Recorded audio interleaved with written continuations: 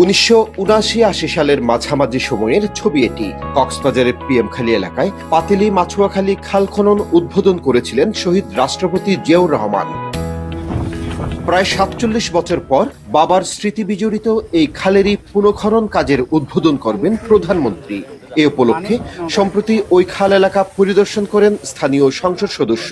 তুলে ধরেন শহীদ জিয়ার নানান স্মৃতি। জনশ্রুতি আছে শহীদ রাষ্ট্রপতি জিয়াউর রহমান 3 বার এসেছিলেন এবং 4-12 ডিসেম্বর 2079 সালে তিনি যেদিন খাল খনন করেছিলেন স্বেচ্ছাশ্রমে, কোনো টাকার বিনিময়ে না, এখানে হাজার হাজার মানুষ কোদাল তারপরে মাটির পাত্র নিয়ে এখানে তাকে সাহায্য করেছে, স্বেচ্ছাশ্রমে হয়েছে এবং ওই দিন তিনি সারাদিন ছিলেন এই পাতিলি খালে খনন কাজে এবং দুপুরে শ্রমিকদের সাথে যারা স্বেচ্ছাশ্রমে খাল খনন করেছে তাদের সাথে তিনি দুপুরে ভোজন করেছিলেন। এখানে মাটির পাত্র নিয়ে মাটির মধ্যেই তিনি আপনার দুপুরের মধ্যাহ্নভোজ সেরেছিলেন এবং তিনি তার যে বিখ্যাত ছবি গেঞ্জি পরা মাথায় ক্যাপ পরা ছবি, সেই ছবি কিন্তু এই পাতিলি খালেই তোলা হয়েছে।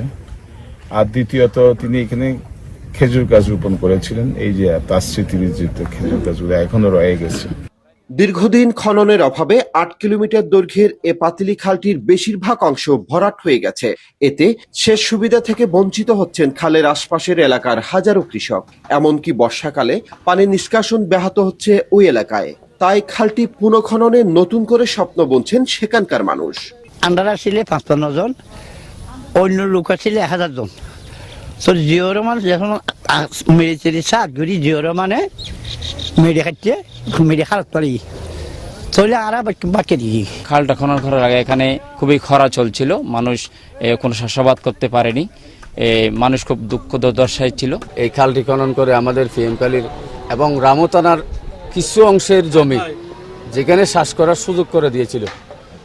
এর আগে এখানে কোনো ধরনের চাষের পরিবেশ ছিল না। খাল খনন ছাড়াও দুলাহাজারা সাফারি পার্ক থেকে সারা দেশে বৃক্ষরোপণ কর্মসূচির উদ্বোধন করার কথা রয়েছে প্রধানমন্ত্রী তারেক রহমানের।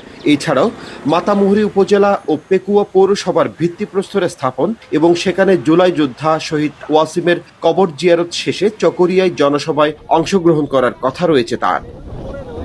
সুনীল বড়ুয়া, মাছরাঙা সংবাদ, কক্সবাজার।